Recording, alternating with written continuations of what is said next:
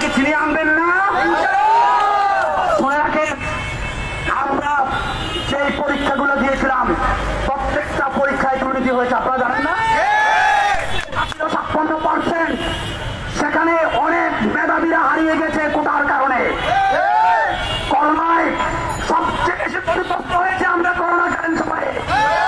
প্রত্যেকটা শিক্ষার্থীদের জীবন থেকে 2 থেকে 8 বছর কেড়ে নিয়েছে। আমাদের সাথে যে বৈষম্য করা হয়েছে, আমাদের সাথে যে বৈষম্য করা হয়েছে, করোনার আগে আমরা যতগুলো অ্যাপ্লাই করেছিলাম, করোনার পরবর্তী সময়ে প্রত্যেকটা অ্যাপ্লাই একই দিনে 17টা 18টা করে পরীক্ষা নিয়েছে। আমার বাবার রক্তের ঘামের টাকা আমি যখন অ্যাপ্লিকেশন করে পরীক্ষায় অ্যাটেন্ড করতে পারি নাই, এর চেয়ে বড় বৈষম্য আর কিছু হইতে পারে না।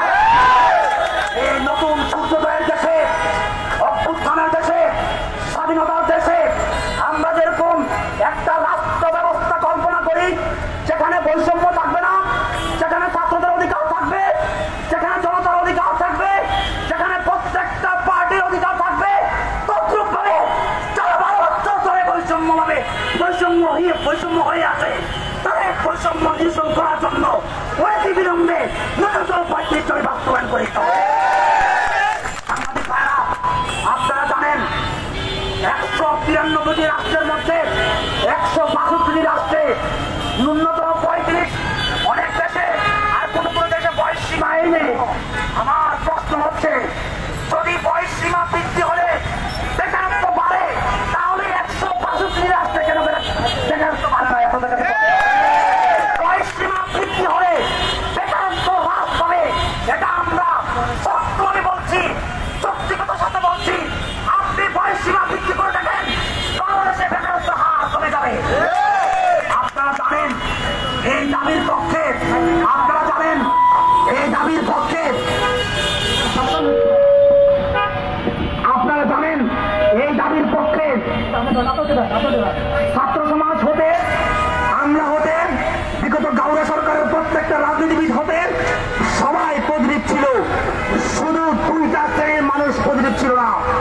এক হচ্ছে গাউরা সরকার, শেখ হাসিনা, আর এক হচ্ছে আমরা।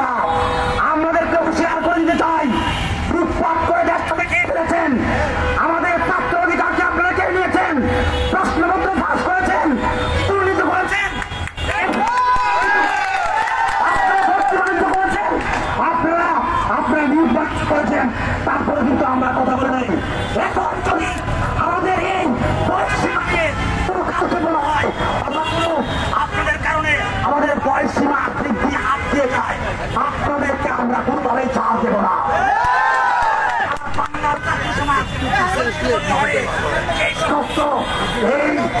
আমরা আমাদের নেতা বিপক্ষে অবস্থান নিয়েছেন, সেই সমস্ত আমাদেরকে আমরা বিনোদনভাবে আমরা রিকোয়েস্ট করছি, আপনারা এসব করবেন না, আপনারা এসব করবেন না।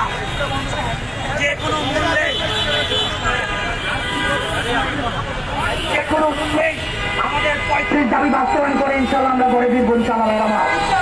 আমি মিরপুরে ছাত্র ভাইদেরকে বলছি, ভাইয়ের আমার, এই ন্যায্য দাবি যেহেতু আজকে সারা বাংলার প্রত্যন্ত অঞ্চলে আওয়াজ হয়েছে, আপনারা 7 তারিখে ইনশাল্লাহ মিরপুর থেকে এক বিশাল স্লোগান নিয়ে ইনশাল্লাহ সাহাবাদে যাবেন তো?